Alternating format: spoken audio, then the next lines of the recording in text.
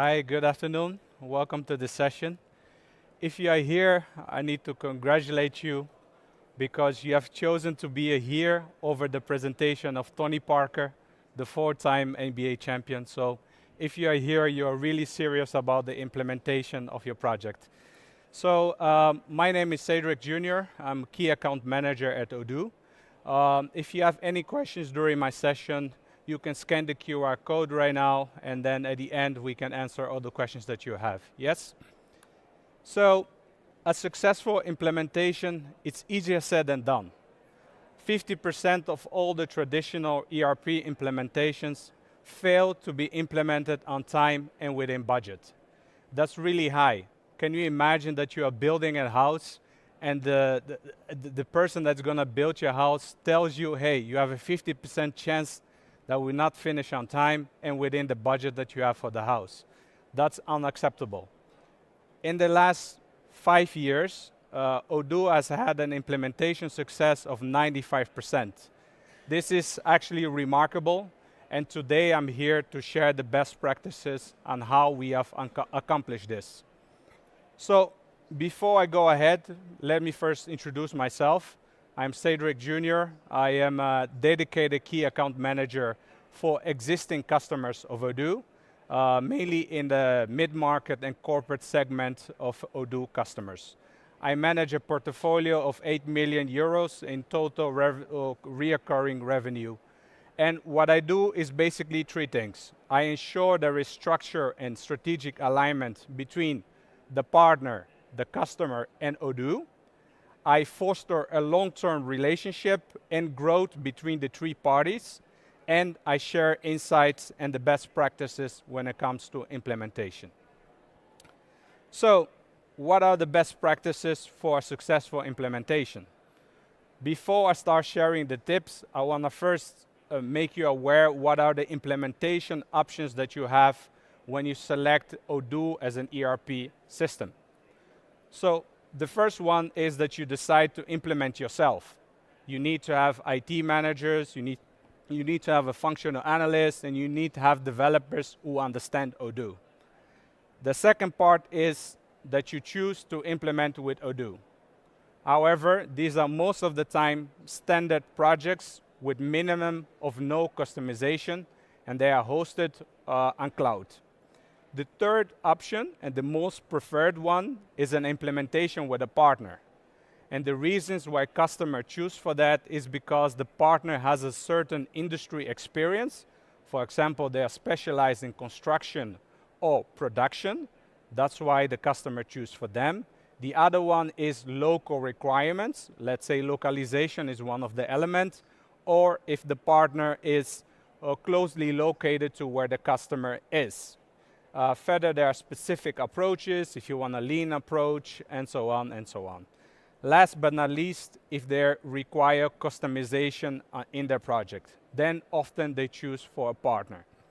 As I told you before, I work for the mid-market and the corporate segment, and these type of clients also have a one more implementation option, which is the hybrid version, in which they choose to implement certain part of the projects themselves, and the other part, they involve a partner to help them in that. The complexer, the larger and the complexer the structure, the more people, the more parties are involved in the implementation. So if you're talking about a project of 600 users, most of the time, Odoo will be involved in some kind of way in this project. Yes? So, what do we see in practice? What we see in practice is that a good implementation has these 6 steps that I'm showing you right now, starting with the need analysis and ending with the go live.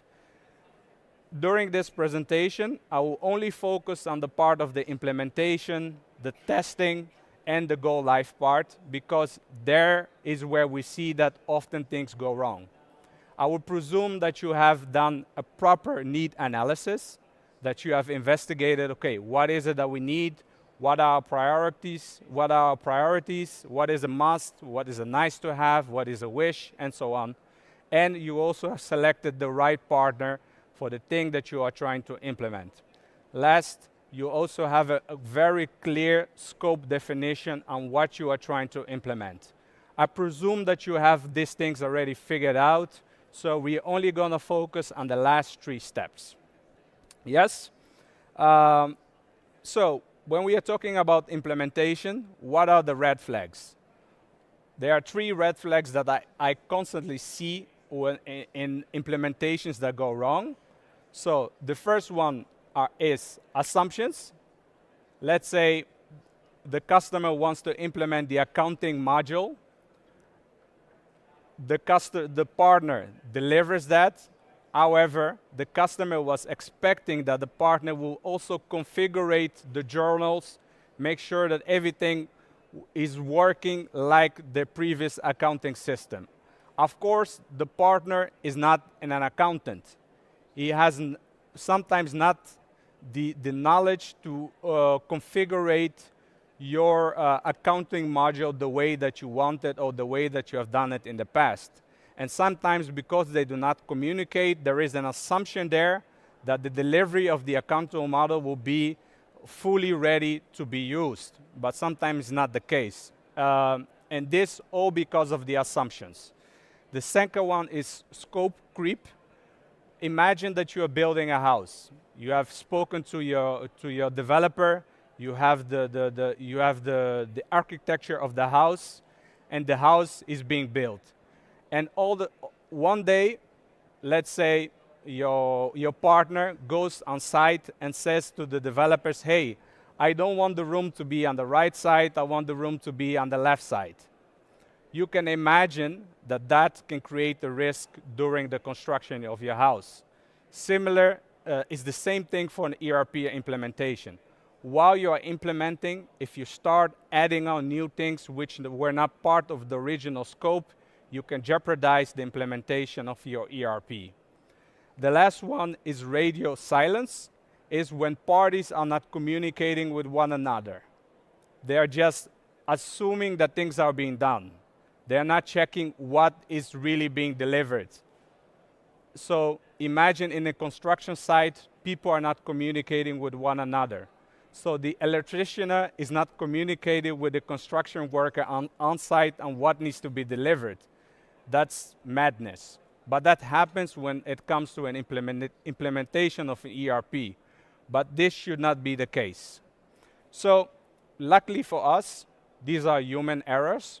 Because they are human errors and human mistakes, we can manage them.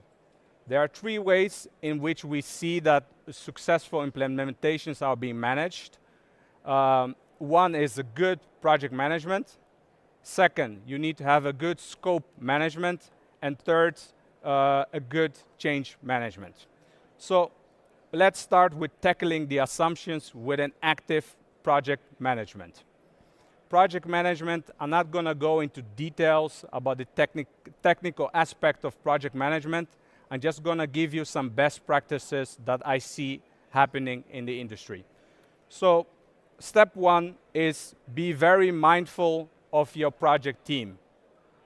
Don't just allow any kind of person in the project team regarding the implementation of your ERP. Don't just select managers to be part of the project team. Make sure that you select the people with the right know-how, skills, and also authority within the business to really lead the implementation in the right way.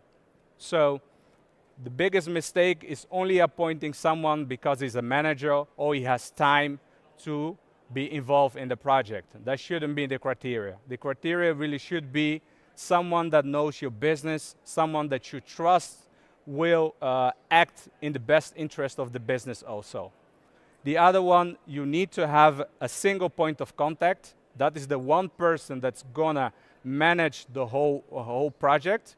It's not necessarily a project manager, but someone really that has the authority, that is able to challenge the management and also challenge the partner when it's time to do so. Of course, the responsibilities have to be cleared internally and externally. The second one is be mindful of the type of approach that you choose. If you choose for a big bang, be prepared for that. If you choose for a phased approach, be also prepared for that. Don't just leave that into a coincidence.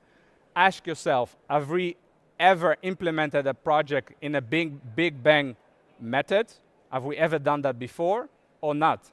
If you never did it before, don't start guessing when it comes to an ERP. Be mindful of that. The tip is that you should always try to go for a phased approach. That's what we see that works the best. Majority of the big bang implementation, unless it's a really small client, if it is mid-sized and larger, we see that things go wrong really fast because people are not prepared for that. Yes, so phased out, quick wins, operational wins, strategic wins, and so on. So the other one is being mindful of the total cost of ownership. You need to take into consideration the loss of productivity. You need to include also a budget for internal communication, onboarding material. You need to have a budget for training and development of your staff. Also include in the budget human adaptation. Besides having a good technology, you're also dealing with human beings. So make sure that you budget for that also. How do we prevent then scope creep? We do that through an active scope management. So the first step of that is managing the expectations. So prioritize your needs. What is a must? What is the need? What is the wish? It has to be crystal clear for every stakeholder involved in the implementation or a stakeholder affected by the implementation.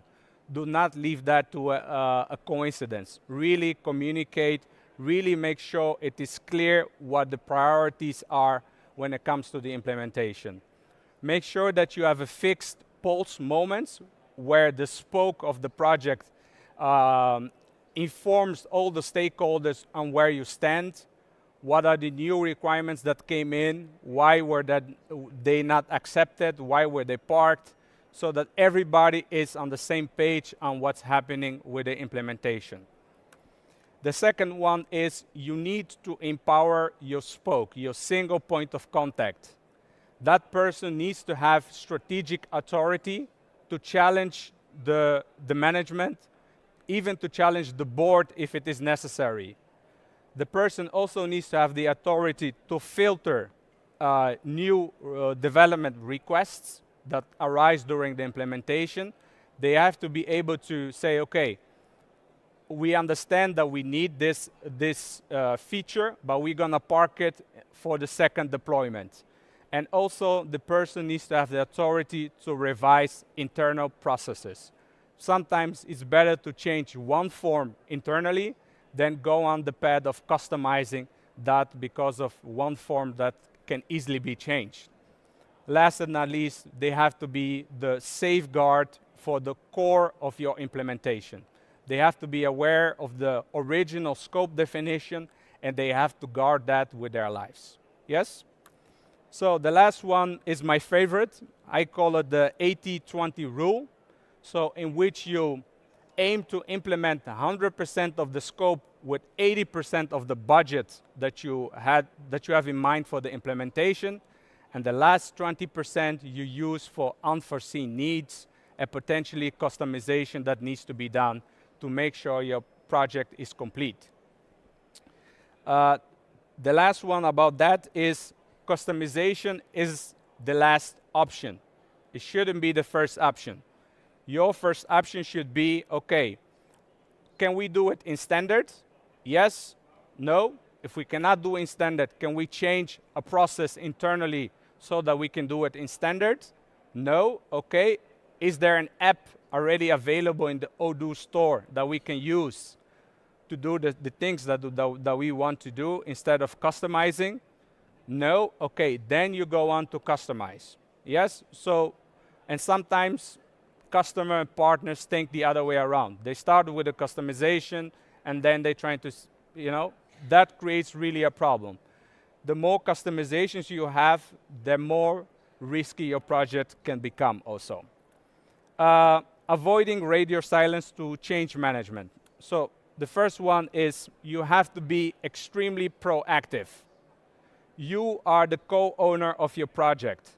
You have to actively monitoring what's happening, what the partner is implementing, how many hours, what has been delivered, and so on. Be prepared to be challenged, and also be prepared to challenge when necessary. The other one is human element. Know your employees. Know the makeup of your employees. If you know that they are very slow with adapting new technology, you have to take that into consideration. And also know that not everybody is an early adopter. Some companies think that the majority of their employees are early adopters, while in reality it's the other way around. The minority is early adopters and the majority are not early adopters.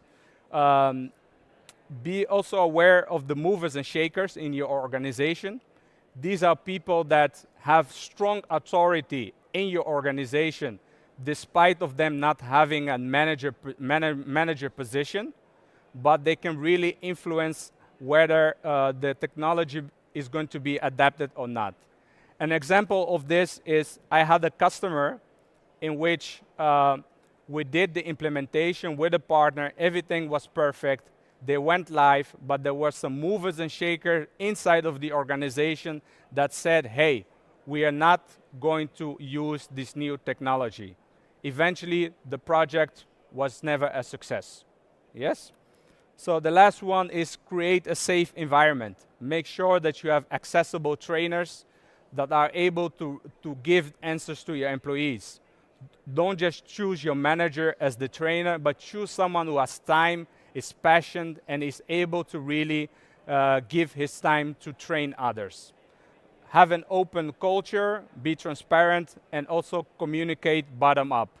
Don't communicate just about the benefits for the management, also communicate the benefits for the people on the floor.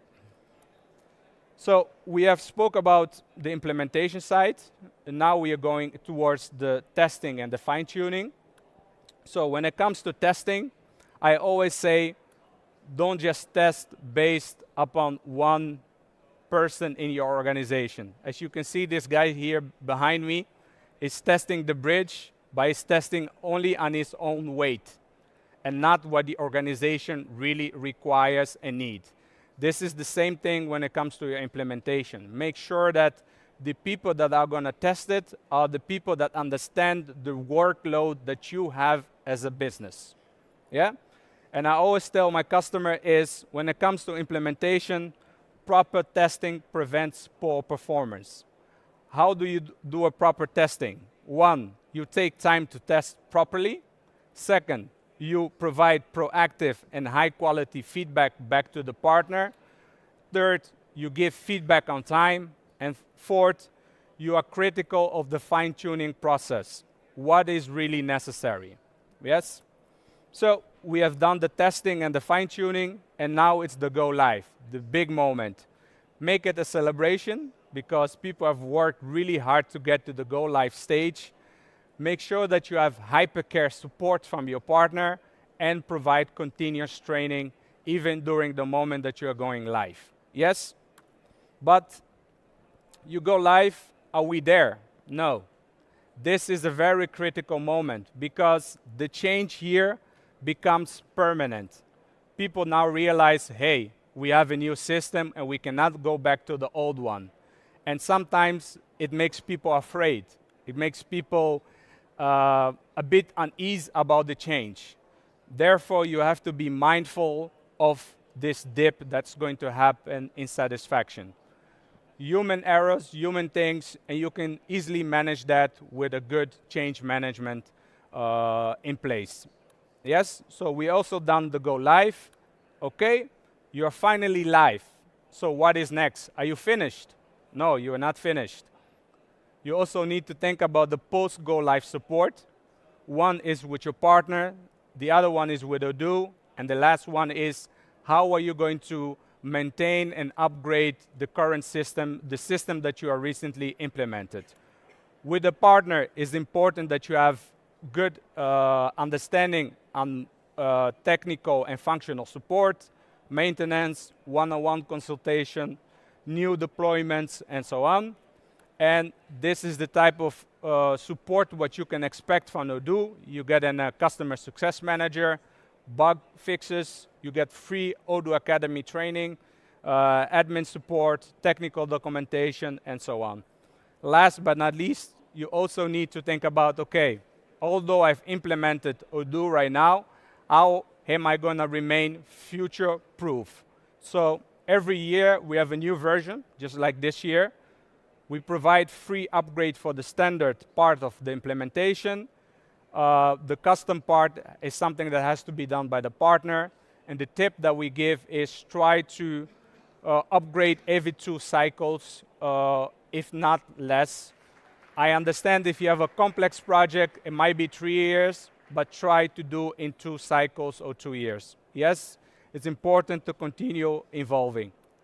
So this is the best practices in a snapshot. So you see the 6 steps that you have to take in consideration when it comes to the implementation, and you have 3 elements when it comes to the post-go live support.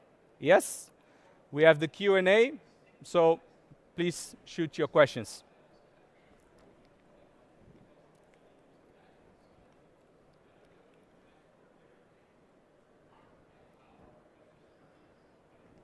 You got it? Okay. Thank you for this presentation. Yes. We have, for now, well, just was one question. Oh, second one coming. Yeah. So what are the most common mistakes that new Odoo partner make in their first implementation, and how can we avoid them? I cannot really speak about new Odoo partners. That's the responsibility of a partner manager of Odoo. But what I see is that they do not communicate clearly to the customer what they can do. They oversell, and they try to figure out during the implementation phase. So you, as a customer, you really have to filter the partner correctly. Ask them to provide testimonial, ask them to give you references that you can check whether they have done this before. Be mindful that you are choosing the partner because of his know-how and ability to implement. If you're choosing a beginning partner because you want to grow together with them, fine. But if you're choosing them for their capability, you need to verify that with other customers that they implement in the past with. Yes? Thank you. So second question, how does Odoo support on this form potential customer side, and how do you follow up during the implementation? Okay, we have on every project we assign a customer success manager. The role of that person is to follow up with the client and with the customer on where they stand with the implementation. In some cases, if there is like an issue between the partner and the client, the customer success manager also works as a facilitator to try to see if both parties can come to an agreement. And in some cases, if it's really not working, the customer success manager can help the customer find a new partner. Thank you. So the next question will be, what happened if the qualification wasn't done truthfully enough and the partner and client agreed on the scope, which will then lead to delays? How should we prevent cases like this? It's a good question. It's very important that you go back to the original scope. When you start the implementation, it will be very clear whether the partner is implementing that which was in the scope or not. And also, take your time in defining the scope for your project. Don't just rush into it. Don't fall for the trap of the salesperson who is saying, hey, we can implement this easily. No, make sure that you do your due diligence when it comes to that. Take your time for the scope definition. Really, it's better for you to be over-prepared than under-prepared when it comes to your scope. Thank you. How can a company strike the right balance between adapting its process to Odoo versus customizing Odoo to fit existing processes? Yeah, it would depend. The idea is always to initially look at the standards you look first what's available in standard. If it's not possible, you see whether you can change your process. If that is not possible, you then see whether there's already an app that exists that can do what you want. So there is important that you are able to challenge the partner. If they come with a solution, hey, this needs to be customized, feel free to challenge the partner. Feel free to tell them, hey, is there not already an app on Odoo that does that which we are trying to customize? And also be prepared to be challenged by the partner. If you want something to be customized, maybe the partner has already seen it before, and he already knows how to solve it in a different way. They have done hundreds of implementation. They have seen some other companies in your sector that perhaps have their internal process a little bit different than yours. Use that knowledge that the partner has to also challenge your internal processes. That's the way that you actually can balance whether over-customizing it or just keeping it to a reasonable customization rate.